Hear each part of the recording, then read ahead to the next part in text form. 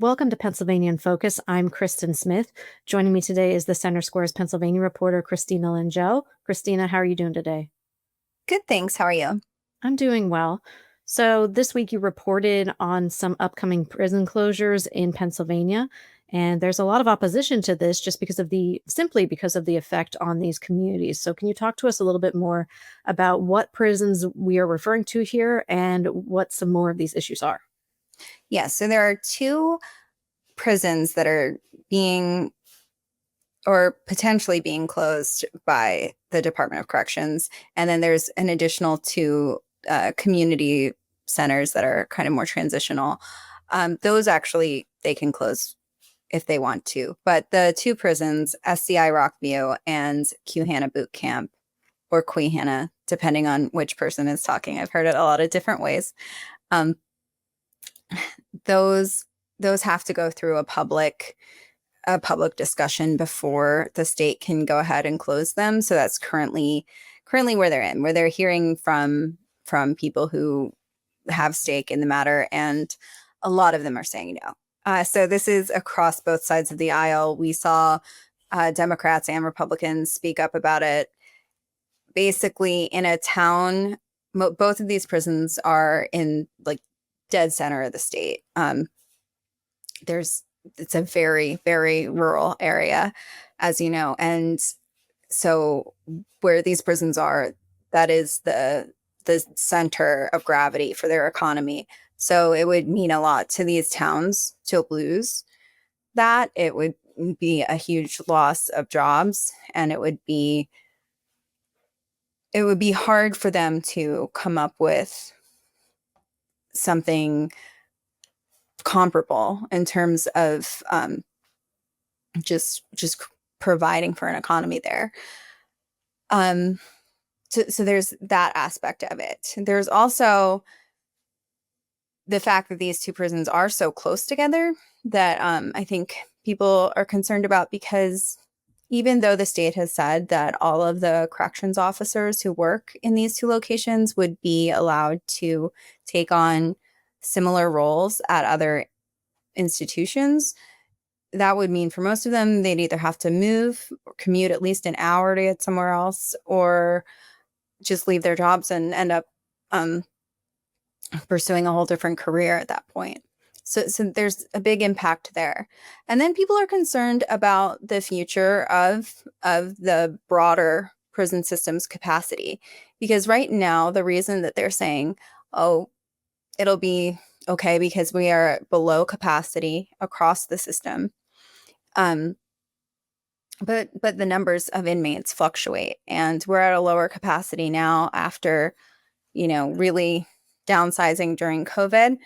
That doesn't necessarily mean that the way the justice system will continue to operate at this low rate. So that's a concern, that if the numbers go back up, then we'll see more violence, because the crowding in prison has a direct effect on the amount of violence that occurs in the prisons. And that's something that Senator Chris Dush, who has, I think, Rockview, or they might honestly both be in his district, but in any case, that was one of his big concerns.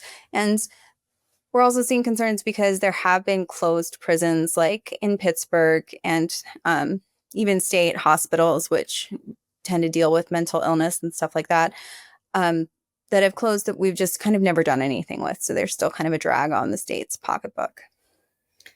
Right. And so it seems like from what you've just explained, I don't understand a good reason why why to do this. I know you've reported on this issue before. I think what's really interesting here is the point that you brought up about the fact, yes, they want to close these prisons because they are smaller and don't have large populations anyway, and they feel like they could just reshuffle. But at the same time, the corrections officers and everyone who works there and says, yeah, and this is a good thing because this is a manageable level. People aren't getting hurt as much. The overcrowding isn't causing as many problems.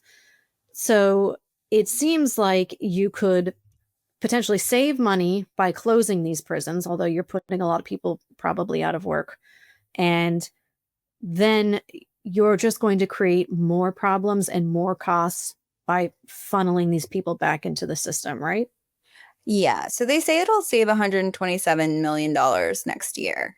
But one legislator brought up that some of those contracts that are going to play into that savings, that would be to update and maintain the existing facilities, are already in the works. So like they've already lost money on those things if they're going to close them. Also, I think that because Rockview does have some very old facilities, I think maybe even over 100 years old, the oldest in the state for sure. They also have like a much larger grounds with other stuff going on. So I think people are like, this is so outdated, but there is other stuff that they've spent a lot of money creating. And so there's concern around that. And then um, another big thing with Quehanna is it's a really effective program that has, I think, half the recidivism rate of the rest of the system overall. And it's like a military style boot camp. So, it's certainly more for people who've committed lower level crimes, and obviously for people who are of a level of physical fitness where they could tolerate a military style boot camp. But within that group of people, it seems to be a very effective one. They don't even have fences around it. Wow. Wow. And I think it's hard to explain just how important these prisons can be in these rural areas.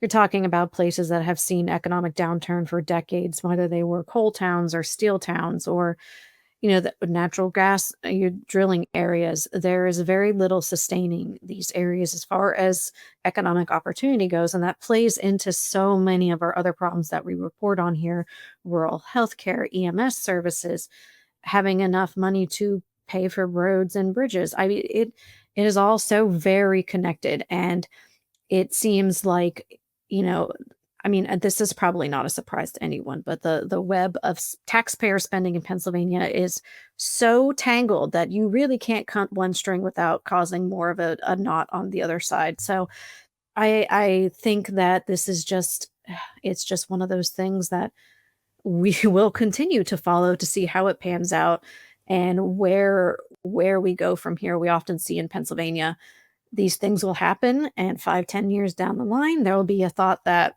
well, maybe we shouldn't have done that. Maybe now we've got other problems. I think the state hospitals are a good one to bring up because while there were issues with state hospitals and the state as a whole wanted to move towards more of a community integrated model for people who were in state hospitals, it's also there's been a lot of other issues that have cropped up. There's an increase in the homeless population and the prison population and things like that from people who do have mental illness, who can't afford the access to treatment, who, not saying that they would have been better in a state institution, but these are unforeseen consequences, and so you really have to wonder here if we're traveling down that path again. So thanks for joining us today, Christina. To follow this story and more, check out thecentersquare.com/Pennsylvania. Also, like and subscribe to hear more of our episodes. Thanks.